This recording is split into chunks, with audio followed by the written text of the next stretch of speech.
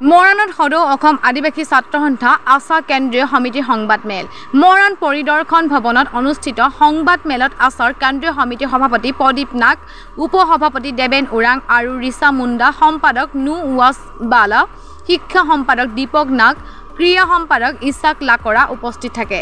সংবাদমেলত আদিবাসীসকলৰ জনজাতিকৰণ আৰু ১২৫ এমেণ্ডমেণ্ট বিল সন্দৰ্ভত বক্তব্য ৰাখি ২০২৬ চনৰ পূৰ্বে জনজাতিকৰণ আৰু আমাৰ দাবীসমূহ পূৰণ নকৰিলে ২০২৬ নিৰ্বাচনত বিজেপিৰ বিৰুদ্ধে থিয় হোৱাৰ হুংকাৰ প্ৰদান কৰে। অসম আদিবাসী ছাত্ৰ সন্থাই এপ্লাই আজি প্ৰেছ মিট দিব লগাৰ কাৰণে এইটোৰ কাৰণে প্ৰয়োজন হ'ল। মূললি আমি তিনিটা বিষয়।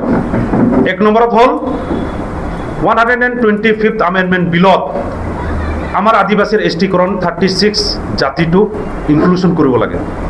125th এমেণ্ডমেণ্ট বিল 2019ত ইনক্লুশ্যন কৰিব লাগে। ২ নম্বৰ পইণ্ট হ'ল আদিবাসীবিলাকৰ যিটো প্ৰটেক্টেড ক্লাছ হিচাপত আছে, সেই প্ৰটেক্টেড ক্লাছ 1886 চেপ্টাৰ 10ৰ যিটো প্ৰটেক্টেড ক্লাছ, সেই প্ৰটেক্টেড হিচাপত total 6 schedule area, not 6 schedule area, সেই চবতে সেইটো ভাল থাকিব লাগিব। ৩ নম্বৰ আদিবাসীৰ কাৰণে পলিটিক্যাল ৰাইটছ তথা এম.এল.এ. এম.পি. হোৱাৰ যিটো আগৰ পৰাই ব্যৱস্থা আছিল, সেই ব্যৱস্থাটোতো বহাল থ'ব লাগে। ৪ নম্বৰত 6 শিডিউল এৰিয়াত এতিয়াও আদিবাসীবিলাকে মাটিৰ পাট্টা পাব পৰা নাই।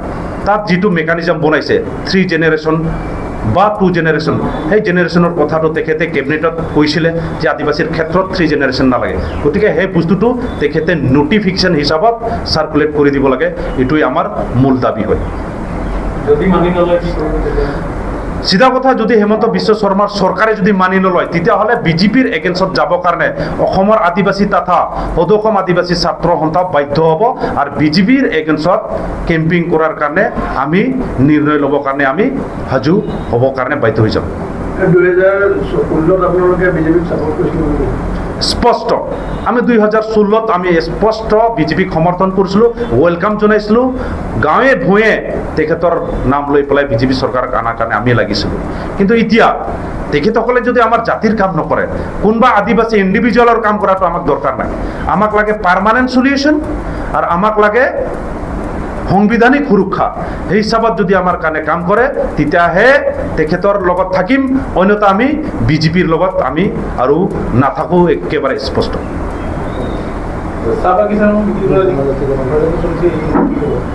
কি ক'লে?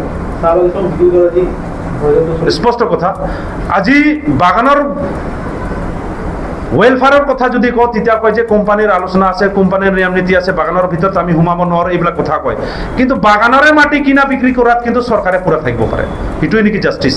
গতিকে চৰকাৰে ক'ব খুজিম, এই বাগানত বিক্ৰী হোৱা বাগৰা কিনা বেচা ক্ষেত্ৰত চৰকাৰে হস্তক্ষেপ কৰিব লাগে আৰু অসমৰ মাটি অসমত থাকিব লাগে আৰু বাগানৰ মানুহক ন্যায় দিব লাগে। আৰু যদি বাগান এনেকৈ বিক্ৰী হৈ থাকে, তেতিয়াহ'লে তাৰ দায় কিন্তু অসম চৰকাৰে হ'ব। এইটোৱে আমাৰ ফালৰ পৰা স্পষ্ট কোৱা হ'ল। সন্থা দীৰ্ঘদিন ধৰি আন্দোলন কৰি আছে আমাৰ মৌলিক অধিকাৰ পাবৰ কাৰণে। সেইটোৱে হয় 1 নম্বৰত ST ষ্টেটাছ, এইটো অতি সোনকালে আদিবাসীক এছটিকৰণ কৰি দিব লাগে। 36 আদিবাসীক যিটো চৰকাৰে নিৰ্ণয় লৈছিল। 2 নম্বৰ পইণ্টত আদিবাসীবিলাকৰ কাৰণে আদিবাসী অট'নমাছ চেটেলাইট কাউন্সিল আমি দাবী কৰি আছোঁ আৰু সেই অট'নমাছ চেটেলাইট কাউন্সিল অতি সোনকালে আদিবাসী এৰিয়াত প্ৰদান কৰিব লাগে, এইটো আমাৰ দাবী। যোৱা 5 বছৰত এই বিজেপিৰ নেতৃত্বাধীন চৰকাৰ থকা অৱস্থাতে যোৱা 5 বছৰত অসম চৰকাৰৰ অধীনত থকা কেইবাখনো চাহ বাগিচা ইতিমধ্যে বিক্ৰী হৈছে।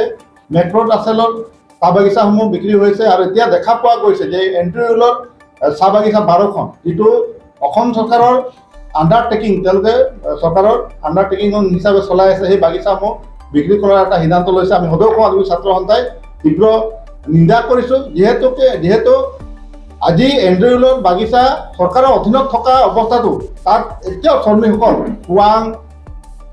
ওৱাং, হিংৰিজান, টিংখং এনেকুৱা বহু চাহ বাগিচা আছে, এতিয়াও শ্ৰমিকৰ হাহাকাৰ অৱস্থাৰ সৃষ্টি হৈছে। তেওঁলোকে এতিয়াও ৰেচন পাতি পোৱা নাই। গতিকে এই বিষয়টো চৰকাৰক অতি শীঘ্ৰে হস্তক্ষেপ কৰিবলৈ আমি দাবী জনাইছোঁ আৰু যি বিক্ৰীৰ সিদ্ধান্ত লৈছে এটা নন গভৰ্ণমেণ্ট ছেক্টৰত, এয়া যাতে বন্ধ কৰে, এয়া আমি সদৌ অসম আদিবাসী ছাত্ৰ সন্থাই দাবী জনাইছোঁ।